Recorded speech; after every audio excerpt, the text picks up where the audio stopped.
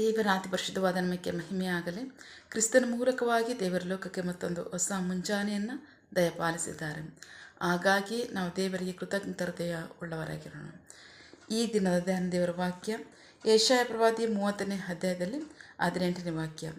ಈಗಿರಲು ಯೆಹೋವನು ನಿಮಗೆ ಕೃಪೆಯನ್ನು ತೋರಿಸಬೇಕೆಂದು ಕಾದಿರುವನು, ನಿಮ್ಮನ್ನು ಕರುಣಿಸಬೇಕೆಂದು ಉನ್ನತವಾಗಿ ಕಾಣಿಸಿಕೊಳ್ಳುವನು, ಏಕೆಂದರೆ ಯೆಹೋವನು ನ್ಯಾಯಾಧಿಪತಿಯಾದ ದೇವರಾಗಿದ್ದಾನೆ.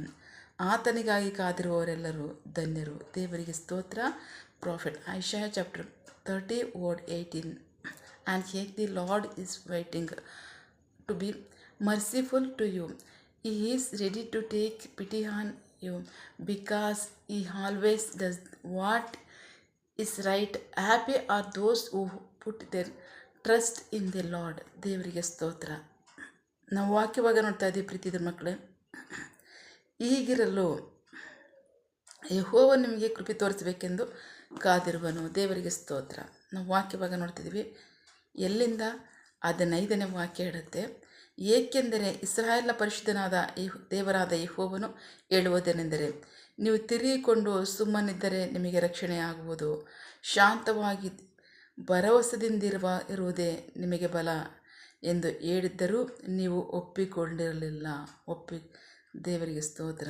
ಆದರೆ ನೀವು ಬೇಡವೇ ಬೇಡ, ಏಕೆಂದರೆ ನಾವು ಕುದುರೆಗಳ ಮೇಲೆ ಓಡುವೆವು ಎಂದುಕೊಂಡಿದ್ದರಿಂದ ನೀವು ಓಡಿಯೇ ಹೋಗುವಿರಿ. ನಾವು ವೇಗವಾಗಿ ಸವಾರಿ ಮಾಡುವೆವು ಎಂದು ಅಂದುಕೊಂಡಿದ್ದರಿಂದ ಆ ವೇಗಿಗಳೇ ನಿಮ್ಮನ್ನು ಅಟ್ಟಿ ಬಿಡುವವು. ಒಬ್ಬನ ಬೆದರಿಕೆಗೆ 1000 ಜನರು ಓಡುವರು. ಎದುರುವುದರಿಂದ ನೀವು ಓಡಿ ಹೋಗುವಿರಿ.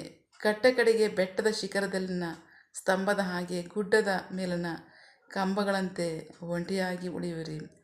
ಹೀಗಿರುವುದರಿಂದ ಯೆಹೋವನು ನಿಮಗೆ ಕೃಪೆಯನ್ನು ತೋರಿಸಬೇಕೆಂದು ಕಾದಿರುವನು, ನಿಮ್ಮನ್ನು ಕರುಣಿಸಬೇಕೆಂದು ಉನ್ನತವಾಗಿ ಕಾಣಿಸಿಕೊಳ್ಳುವನು, ಏಕೆಂದರೆ ಯೆಹೋವನು ನ್ಯಾಯಾಧಿಪತಿಯಾದ ದೇವರಾಗಿದ್ದಾನೆ. ಆತನಿಗೆ ಕಾದಿರುವವರೆಲ್ಲರೂ ಧನ್ಯರು. ದೇವರಿಗೆ ಸ್ತೋತ್ರ. ಬಹಳ ಪ್ರಮುಖವಾಗಿ ಪ್ರೀತಿ ದೇವ್ರ ಮಕ್ಕಳೇ, ದೇವ್ರು ಏನು ಹೇಳ್ತಾ ಇದ್ದಾರೆ ಅಂದರೆ, ಶಾಂತವಾಗಿರ್ರಿ, ಮೌನವಾಗಿರ್ರಿ, ನಾನೇ ದೇವರಂತ ನೀವು ತಿಳಿದುಕೊಳ್ಳ್ರಿ.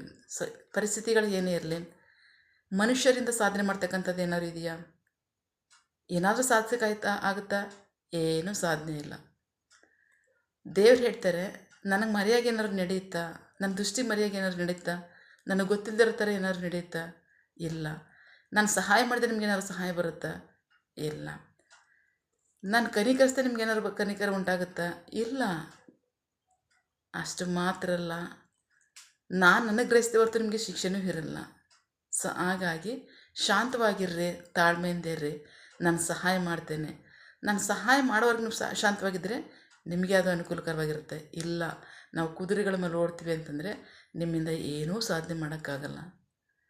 ಆಗ ಒಬ್ಬನ ಬೆದರಿಕೆಗೆ ನೀವು 1000 ಜನ ಓಡೋಗ್ತೀರ. ಆ ಪರಿಸ್ಥಿತಿ ಬರಬೇಕಾ? ನೀವೇ ಪ್ರಯತ್ನ ಪಡಿ. ನಿಮ್ಮಿಂದ ಏನಾದರೂ ಸಾಧನೆ ಮಾಡೋಕ್ಕಾಗುತ್ತಂದರೆ ಆಗೋದೇ ಇಲ್ಲ. ಏನೂ ಸಾಧನೆ ಇಲ್ಲ. ದೇವ್ರು ಹೇಳ್ತಾರೆ, ನಾನು ಕನಿಕರಿಸೋವರೆಗೆ ನೀವು ಮೌನವಾಗಿರ್ರಿ, ನಾನೇ ನಿಮಗೆ ಕೃಪೆ ತೋರಿಸ್ಬೇಕು. ದೇವರಿಗೆ ಸ್ತೋತ್ರ. ಯಾಕೆಂದರೆ ದೇವರು ಯಾರಾಗಿದ್ದಾರೆ ಅಂದರೆ, ನೀತಿವಂತ ನ್ಯಾಯಾಧಿಪತಿಯಾಗಿದ್ದಾನೆ. ನ್ಯಾಯದಂಡವೇ ಆತನ ರಾಜದಂಡವಾಗಿದೆ ಅಂತ ವಾಕ್ಯ ಹೇಳುತ್ತೆ. ಬಹಳ ಪ್ರಮುಖವಾಗಿ ಅದೇ ಆಗಿದೆ. ಹಾಗಾಗಿ ನಾನೇ ನಿಮಗೆ ಸಹಾಯ ತರುವವರೆಗೆ ನೀವು ಮೌನವಾಗಿ ಶಾಂತವಾಗಿರ್ರಿ ಅಂತ ಹೇಳ್ತಾರೆ. ದೇವರಿಗೆ ಸ್ತೋತ್ರ. ಪರಿಸ್ಥಿತಿಗಳು ಏನೇ ಇರಲಿ, ದೇವ್ರಿಗೆ ಗೊತ್ತಿರುತ್ತಲ್ಲ, ಆತನ ದೃಷ್ಟಿ ಮರೆಯಾಗಿರ್ತಕ್ಕಂಥದ್ದು ಯಾವುದೂ ಇಲ್ಲ. ಎಲ್ಲವನ್ನ ತಾಳ್ಮೆಯಿಂದ, ಸಮಾಧಾನದಿಂದ, ಶಾಂತಿಯಿಂದ ದೇವರಿಗೆ ಒಪ್ಪಿಸ್ಕೊಟ್ಟು ಕಾದ್ಕೊಂಡಿರ್ರಿ. ದೇವರಿಂದ ಸಹಾಯ ಬರದೇ ಹೊರತು ಯಾವ ಸಹಾಯವೂ, ಯಾವ ರಕ್ಷಣೆಯೂ, ಯಾವ ಆದರಣೆ ನಮಗಿಲ್ಲ. ಅಂದ್ಕೋಬೋದು ನಾವು ಸ್ವಂತ ಪ್ರಯತ್ನಪಟ್ಟು ನಮಗಿರೋ ಜ್ಞಾನದಲ್ಲಿ, ನಮಗಿರೋ ಟ್ಯಾಲೆಂಟಲ್ಲಿ, ನಮಗಿರೋ ಸಾಮರ್ಥ್ಯದಲ್ಲಿ, ನಮಗಿರೋ ರೆಕಮೆಂಡೇಷನ್ಲಿ, ನಮಗಿರೋ ಹಣದಲ್ಲಿ ಏನಾದರೂ ಸಾಧನೆ ಮಾಡಬೇಕಲ್ಲ. ಈ ಕಾಲದಲ್ಲಿ, ಆಸಕ್ತಿ ಇರೋ ಕಾಲದಲ್ಲಿ ಅಂದ್ಕೋತೀರಾ? ಏನೂ ಸಾಧನೆ ಮಾಡೋಕ್ಕಾಗಲ್ಲ. ದೇವ್ರ ಸಹಾಯ ತರದೆ ಹೊರತು ಏನು ಮಾಡೋಕ್ಕಾಗಲ್ಲ.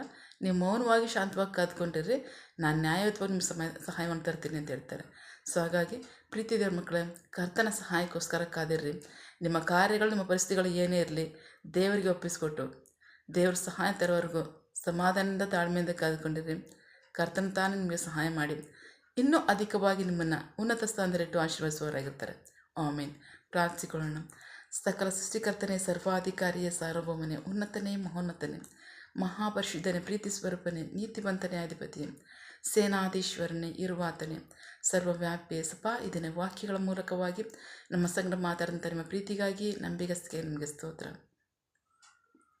ಕರ್ತನೆ, ನ್ಯಾಯದಂಡವೇ ನಿನ್ನ ರಾಜದಂಡ ಅಂತ ವಾಕ್ಯ ಹೇಳುತ್ತೆ. ಸೊ ಹಾಗಾಗಿ ನೀನು ನ್ಯಾಯಯುತವಾಗಿ ನಮಗೆ ನಡೆಸಿ ನ್ಯಾಯಯುತವಾಗಿ ನಿಮ್ಮ ಸಹಾಯ ಬರಲಿ. ಆಮೇನ್.